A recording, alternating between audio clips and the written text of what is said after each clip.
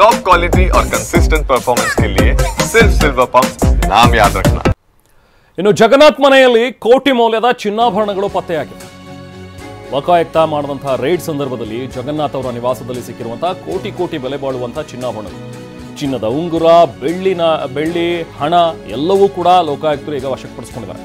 ಕಲಬುರಗಿಯ chief engineer ಆಗಿರುವಂತಹ ಜಗನ್ನಾಥ್ ಅವರು ಜಗನ್ನಾಥ್ ಮನೆಯಲ್ಲಿ ಲೋಕಾಯುಕ್ತ ಅಧಿಕಾರಿಗಳು ಇಂಚಿಂಚು ಶೋಧ ಕಾರ್ಯ ನಡೆಸ್ತಾ ಇದ್ದಾರೆ. ಮನೆಯ ಮೂಲೆಗಳಲ್ಲೂ ಕೂಡ ತಲಾಶ್ ಮಾಡ್ತಾ ಇದ್ದಾರೆ. ಚಿನ್ನಾಭರಣದ ಮಾಹಿತಿಯನ್ನು ಕಲೆ ಹಾಕಿದ್ದಾರೆ. ಈಗ ಲೋಕಾಯುಕ್ತ ತಂಡ ನೋಡಿಲಿ ದೃಶ್ಯಗಳಲ್ಲಿ ನೋಡ್ತಾ ಇದ್ದೀವಿ. ಕೋಟಿ ಬೆಲೆ ಬಾಳುವಂತಹ ಚಿನ್ನಾಭರಣಗಳು.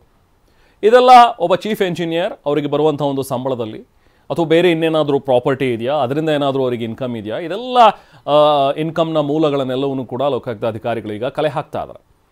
ಸೊ ಹೇಗೆ ಬಂತು ಇಷ್ಟು ಪ್ರಮಾಣದ ಆಸ್ತಿ ಮಾಡಬೇಕು ಅಂತ ಹೇಳಿದ್ರೆ ಇದು ಹೇಗೆ ಸಾಧ್ಯ ಅನ್ನುವಂಥದ್ರ ಬಗ್ಗೆ ಸಹಜವಾಗಿ ಪ್ರಶ್ನೆ ಮಾಡುತ್ತೆ. ನೋಡಿ, ಇಲ್ಲಿ ಕ್ಯಾಶ್ ಇದೆ, ಬೆಳ್ಳಿ ಸಾಮಗ್ರಿಗಳಿವೆ, ಜೊತೆಗೆ ಚಿನ್ನಾಭರಣಗಳು, ಇವೆಲ್ಲವನ್ನೂ ಕೂಡ ಜಗನ್ನಾಥ್ ಅವರು ಮನೆಯಲ್ಲಿ ಇಟ್ಕೊಂಡಿದ್ರು.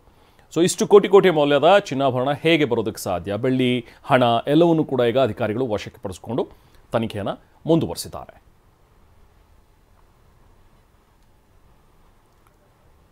ಸೊ ಹೇಗೆ ಇವತ್ತು ರಾಜ್ಯಾದ್ಯಂತ ಏಕಕಾಲದಲ್ಲಿ ಆಗಿರುವಂತಹ ರೇಡ್. ಸೊ ಈ ರೇಡ್ ಸಂದರ್ಭದಲ್ಲಿ ಚೀಫ್ ಎಂಜಿನಿಯರ್ ಆಗಿರುವಂತಹ ಜಗನ್ನಾಥ್ ಅವರ ನಿವಾಸದ ಮೇಲೂ ಕೂಡ ಅಧಿಕಾರಿಗಳು ರೇಡ್ ಮಾಡಿದ್ದಾರೆ.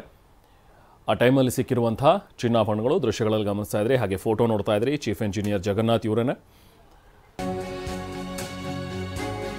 ಇವರು ಗುಲ್ಬರ್ಗದವರು. ಇನ್ನು ಚೀಫ್ ಎಂಜಿನಿಯರ್ ಜಗನ್ನಾಥ್ ಮನೆಯಲ್ಲಿ ಚಿನ್ನದ ರಾಶಿಯೇ ಸಿಕ್ಕಿದೆ. ಜಗನ್ನಾಥ್ ಮನೆಯಲ್ಲಿ ಸುಮಾರು 30ಕ್ಕೂ ಹೆಚ್ಚು ಗೋಲ್ಡ್ ಕಾಯಿನ್ಗಳು ಕೂಡ ಪತ್ತೆಯಾಗಿದೆ. ಡೈಮಂಡ್ ರಿಂಗ್ ಸೇರಿದಂತೆ ಅಪಾರ ಪ್ರಮಾಣದ ಚಿನ್ನಾಭರಣಗಳನ್ನು ಪತ್ತೆ ಮಾಡಿದ್ದಾರೆ ಈಗ ಅಧಿಕಾರಿಗಳು.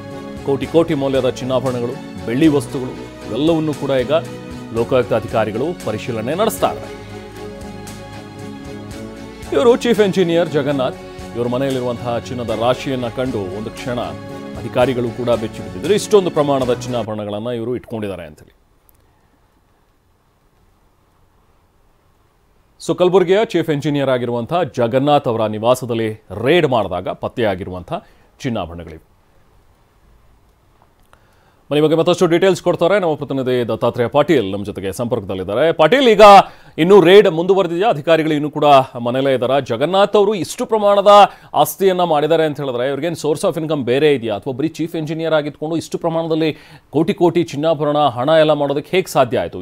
ಏನು ಇವ್ರ ಹಿನ್ನೆಲೆ ಪಾಟೀಲ್? ರೆಹಮಾನ್, ನಿಜಕ್ಕೂ ಏನಂತಾರೆ ಸದ್ಯ ಇನ್ನೂ ರೇಡ್ ಕಂಟಿನ್ಯೂ ಅಲ್ಲಿ ಇರ್ತಕ್ಕಂಥದ್ದು. ಯಾಕಂದರೆ ಬೆಳಗ್ಗೆ 6 ಗಂಟೆಯಿಂದನೂ ಕೂಡ ಲೋಕಾಯುಕ್ತ ಅಧಿಕಾರಿಗಳು ಜಗನ್ನಾಥ್ ಹಾಲಿಂಗೆಗೆ ಸೇರಿದಂಥ 6 ಕಡೆಗಳಲ್ಲಿ ಏನು ಅಂತಂದರೆ ಸರ್ಚನ್ನು ಮಾಡ್ತಾ ಇದ್ದಾರೆ. ಸದ್ಯ ಅವ್ರಿಗೆ ಸಿಕ್ಕಂಥ ಅಂದರೆ ಕಲಬುರಗಿಯ ನಿವಾಸದಲ್ಲಿ ಸಿಕ್ಕಿರ್ತಕ್ಕಂಥ 2 kgಗಿಂತ ಹೆಚ್ಚು ಬೆಳ್ಳಿ ಮತ್ತು ಚಿನ್ನಾಭರಣ ಮತ್ತು ಗೋಲ್ಡ್ ಕಾಯಿನ್, ಸದ್ಯ ಒಂದು ಡೈಮಂಡ್ ರಿಂಗ್ ಕೂಡ ಏನು ಅಂತಾರೆ ಕಲಬುರಗಿ ನಿವಾಸದಲ್ಲಿ ಸಿಕ್ಕಿರ್ತಕ್ಕಂಥದ್ದು. ಅದಲ್ಲದೆ ಏನು ಅಂತಾರೆ ಸುಮಾರು 60ಕ್ಕೂ ಹೆಚ್ಚು ಎಕರೆ ಏನು ಜಮೀನನ್ನು ಏನು ಅಂತಾರೆ ಕಲಬುರಗಿ ಜಿಲ್ಲೆಯ ಏನು ಆಳಂದ್ ತಾಲೂಕಾಗಿರ್ಬೋದು ಮತ್ತು ಇನ್ನಿರ್ತಕ್ಕ ಕಡೆಗಳಲ್ಲಿ ಏನು 60ಕ್ಕೂ ಹೆಚ್ಚು ಎಕರೆ ಜಮೀನನ್ನು ಬೇನಾಮಿಯಾಗಿ ಖರೀದಿಸಿದ್ರು ಅನ್ನುವಂಥ ಒಂದು ಪತ್ರಗಳು ಕೂಡ ಸಾಕಷ್ಟು ಲಭ್ಯ ಆಗಿದೆ. ಈಗಾಗಲೇ ಏನು ಅಂತಂದರೆ ಕಳೆದ ಏನು ಅಂತಾರೆ 4-5 ಗಂಟೆಗಳಿಂದನೂ ಕೂಡ ಸರ್ಚ್ ನಡೀತಾ ಇದೆ. ಬೀದರ್ ಆಗಿರ್ಬೋದು ಮತ್ತು ಅವತ್ತರ ಏನು ಹಾಲಿಂಗೆಯವರ ಹುಟ್ಟೂರಾದಂಥ ಏನು ದನ್ನೂರು ಆಗಿರ್ಬೋದು ಮತ್ತು ಬೆಂಗಳೂರಿನ ಕಚೇರಿ ಆಗಿರ್ಬೋದು, ಇನ್ನಿತರ ಕಡೆಗಳಲ್ಲಿ ಬೆಳಿಗ್ಗೆಯಿಂದನೂ ಕೂಡ 6 ತಂಡ ಏನು ಅಂತಾರೆ ನಿರಂತರವಾದಂಥ ಶೋಧವನ್ನು ನಡೆಸ್ತಾ ಇದೆ. ಯಾಕಂತಂದರೆ ಕಳೆದ ಹಲವಾರು ವರ್ಷಗಳಿಂದನೂ ಕೂಡ ಜಗನ್ನಾಥ್ ಏನು ಅಂತಂದರೆ ಕಲಬುರಗಿ ಏನಂತೂ PWDಯ ಚೀಫ್ ಇಂಜಿನಿಯರ್ ಆಗಿದ್ದರು ಮತ್ತು ನೀರಾವರಿ ಇಲಾಖೆಯಲ್ಲೂ ಕೂಡ ಕೆಲಸ ಮಾಡಿದರು. ಸದ್ಯ ಬೆಂಗಳೂರಿನಲ್ಲಿ ಕೆಲಸ ಮಾಡ್ತಾ ಇರತಕ್ಕಂಥ ಸಂದರ್ಭದಲ್ಲಿ ರೇಡನ್ನು ನಡೆದಿದೆ. ಕೇವಲ ಇನ್ನು 25 ದಿನಗಳಲ್ಲಿ, ವಿಶೇಷ ಅಂದರೆ ರೆಹಮಾನ, ಕೇವಲ 25 ದಿನಗಳಲ್ಲಿ ಇವರು ರಿಟೈರ್ಡನ್ನು ಹೊಂದ್ತಾ ಇದ್ದರು.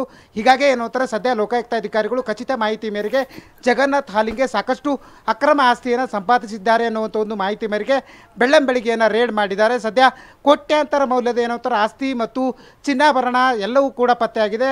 ಕನಿಷ್ಠ ಏನು ಅಂತಂದರೂ ಕಳೆದ 4-5 ಗಂಟೆಯಿಂದ ಜಗನ್ನಾಥ್ ನಿವಾಸದಲ್ಲಿ ಏನು 10 ಅಧಿಕಾರಿಗಳು ಶೋಧವನ್ನು ಮಾಡ್ತಾ ಇದ್ದಾರೆ. ಸಾಕಷ್ಟು ದಾಖಲಾತಿ ಸಿಗ್ತಾ ಇದೆ, ಅವೆಲ್ಲವನ್ನು ಕೂಡ ಪರಿಶೀಲನೆ ಮಾಡ್ತಾ ಇದ್ದಾರೆ.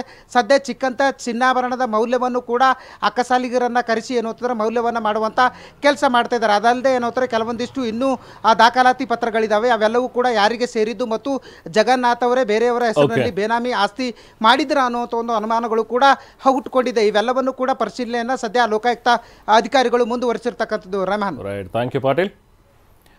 ಇನ್ನು ಹೆಸರಿಗೆ ಫುಡ್ ಸೇಫ್ಟಿ ಅಧಿಕಾರಿ, ಆದರೆ ಮನೆಯಲ್ಲೇ ಗಬ್ಬು ನಾರ್ತಾ ಇತ್ತು. ಇವ್ರ ಮನೆ ಫ್ರಿಡ್ಜ್ ಓಪನ್ ಮಾಡಿದ್ರೆ ಸಾಕು, ಬರೀ ಕೊಳೆತು ನಾರ್ತಾ ಇದ್ದಿದ್ದ ಆಹಾರ ಸಿಕ್ಕಿದೆ.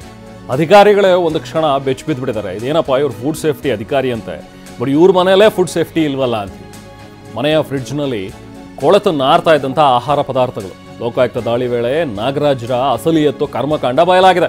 ನೋಡಿ, ಫ್ರಿಡ್ಜ್ನಲ್ಲಿ ಕೊಳೆತೋಗಿರುವಂಥ ದೋಸೆ, ಉಪ್ಪಿಟ್ಟು, ಪೂರಿ, ಪುಲಾವು ಇದೆಲ್ಲ ಕೂಡ ತುಂಬಿಟ್ಕೊಂಡಿದ್ರಂತೆ.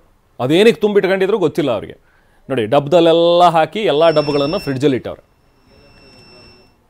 ಕಚೇರಿ ಫ್ರಿಡ್ಜಲ್ಲಿ ಕೊಳೆತು ನಾರ್ತಾ ಇದೆ. ಇದೇನು ಫುಡ್ ಸ್ಯಾಂಪಲ್ಸನ್ನು ತೊಗೊಂಡು ಬಂದಿದ್ದ, ಇದನ್ನು ಕಳಿಸ್ಬೇಕಲ್ಲ ಲ್ಯಾಬಿಗೆ, ಅದನ್ನು ಕಳಿಸ್ದಲ್ಲೇ ಇಲ್ಲೇ ಇಟ್ಕೊಂಡು ಕೊಳಿಸ್ತಾ ಇದ್ದಾರಾ ಅನ್ನುವಂಥದ್ದು ಕೂಡ ಈಗಿರುವಂಥ ಡೌಟ್. ದಾಳಿ ವೇಳೆ ಈ ಸ್ಯಾಂಪಲ್ಗಳನ್ನು ಸಂಗ್ರಹ ಮಾಡ್ತಾ ಇದ್ರು ನಾಗರಾಜು. ಆ ಸ್ಯಾಂಪಲ್ಗಳನ್ನು ಲ್ಯಾಬಿಗೆ ಕಳಿಸ್ತಾ ಇರಲಿಲ್ಲ. ಅಂದರೆ ಇಲ್ಲಿ ಹಣ ಮಾಡುವಂಥ ದಂಧೆ. ಸುಮ್ಮನೆ ಹೋಗೋದು, ಅವರಿಗೆ ಹೋಗಿ ಹೆದರಿಸಿ ನಿಮ್ಮ ಹತ್ರ ಸ್ಯಾಂಪಲ್ ತೊಗೊಂಡು ಹೋಗ್ತಾ ಇದ್ದೀವಿ ಅಂತ ಹೇಳೋದು, ಅದಾದಮೇಲೆ ದುಡ್ಡು ತೊಗೊಂಡು ಸೆಟಲ್ ಮಾಡೋದು ಅನ್ನೋ ರೀತಿಯಲ್ಲಿ ಇವ್ರದ್ದು ದಂಧೆ ನಡೀತಾ ಇತ್ತು ಅನ್ನೋಂಥದ್ರ ಬಗ್ಗೆ ಇವ್ರ ಮೇಲಿರುವಂಥ ಆರೋಪ. ಸೊ ಹಾಗಾಗಿನೇ ನಾಗರಾಜ್ಗೆ ಈಗ ಲೋಕಾಯುಕ್ತ ಅಧಿಕಾರಿಗಳು ತರಾಟೆಗೆ ತೆಗೆದುಕೊಂಡಿದ್ದಾರೆ. ಅಲ್ಲಿ ನೋಡಿ, ಅಲ್ಲಿ ನಿವಾಸದಲ್ಲಿ ಹಾಗೆ ಕಚೇರಿಯಲ್ಲಿ ತುಂಬಿಟ್ಕೊಂಡಿರೋದು ಡಬ್ಬದಲ್ಲಿ, ಫ್ರಿಡ್ಜಲ್ಲಿ ತುಂಬಿಟ್ಟಿದ್ದಾರೆ. ಎಲ್ಲೆಲ್ಲಿ ರೇಡ್ಗೆ ಅಂತ ಹೋಗ್ತಾರೋ ಹೋಟೆಲ್ಗಳಿಗೆ ರೇಡಿಗೆ ಹೋಗೋದು, ನಿಮ್ಮ ಆಹಾರ ಪದಾರ್ಥ ಸರಿ ಇಲ್ಲ, ಅದನ್ನು ಲ್ಯಾಬಿಗೆ ಕಳಿಸ್ಬೇಕು ಅಂಥೇಳಿ ಅಲ್ಲಿಂದ ದೋಸೆ ಹಿಟ್ಟು, ಪೂರಿ, ಪುಲಾವು, ಚಿತ್ರಾನ್ನ ಏನೇನು ಸಿಗುತ್ತೆ ಎಲ್ಲ ಸ್ಯಾಂಪಲ್ಗಳನ್ನು ತೊಗೊಂಡು ಬರೋದು. ಅದನ್ನು ತಂದ ಮೇಲೆ ಲ್ಯಾಬ್ಗಳಿಗೆ ಕಳಿಸೋದಿಲ್ಲ. ಲ್ಯಾಬಿಗೆ ಕಳಿಸ್ದಲ್ಲೇ ಇವ್ರು ಹಾಗೇನೆ ಅಕ್ರಮವಾಗಿ ದುಡ್ಡು ಇಸ್ಕೊಂಡು ಲಂಚ ಇಸ್ಕೊಂಡು ಸುಮ್ಮನೆ ಆಗ್ತಾಯಿದ್ರು ಅನ್ನೋಂಥದ್ರ ಬಗ್ಗೆ ಇವ್ರ ಮೇಲಿರುವಂಥ ಆರೋಪ. ಸೊ ಡಾಕ್ಟರ್ ನಾಗರಾಜ್ ಅವರ ಮೇಲೆ ಇವತ್ತು ರೇಡ್ ಆದಾಗ ಸಿಕ್ಕಿರುವಂಥದ್ದು ಒಂದು ಕೊಳೆತ ಆಹಾರ ಮಾದರಿಗಳು, ಇನ್ನೊಂದು ಕಡೆ ಪತ್ತೆಯಾಗಿರುವಂಥ ಚಿನ್ನಾಭರಣ. ಇದರಲ್ಲೇ ಇದೇ ಥರ ಲಂಚ ಹೊಡೆದು ಇವರು ಹಣ ಸಂಪಾದನೆ ಮಾಡಿದ್ದಾರೆ ಅನ್ನುವಂಥ ಒಂದು ದೂರಿನ ಮೇರೆಗೆ, ಆರೋಪದ ಮೇರೆಗೆ ರೇಡ್ ಆಗಿದೆ ಇವತ್ತು.